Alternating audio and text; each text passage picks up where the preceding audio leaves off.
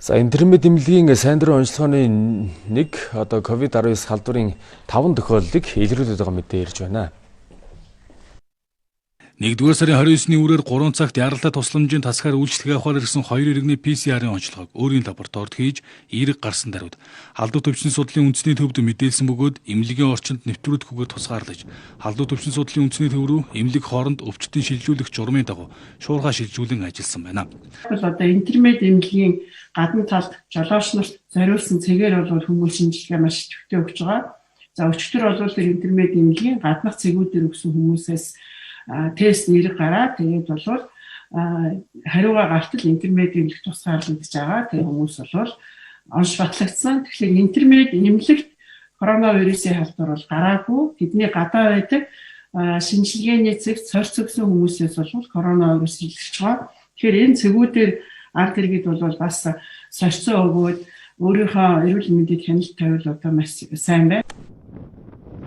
Интернет эмнэлгийн COVID-19-ийн халдвар илрүүлэх drive-thru буюу автомашинтай шинжилгээ өгөх цэг нэгдсэн цагаас эхлэн өдөрт дунджаар 400-аас 600 хүний түргөвчилсөн онцлогоо хийсэн байна.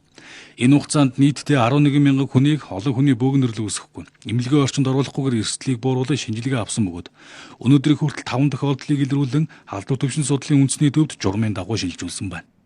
Машинаар энэ тест өгдөг энэ төгссөн онцлогооны арга нь болох дээр зэрэг халдвар тархах хамгийн бага эрсдэлтэй ийм одоо практикаар нотлогдсон байж байгаа. Хүмүүс автомашин дотроо ингээ өөрөө суугаа явж байгаа учраас хүн хоорондын зай бол ингээ сайн баригддаг.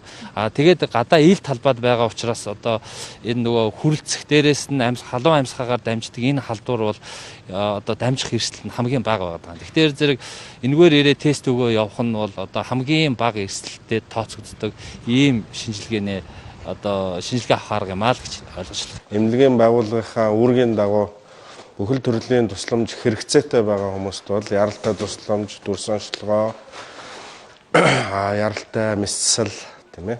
Яралтай одоо зарим одоо ачаал ихтэй байдаг үзлэг шинжилгээнүүд бол хэвийн үргэлжлүүлэн хийж байгаа. Тэгэхээр энэ бид нар шинэ урсгал, шинэ горим тийм ээ.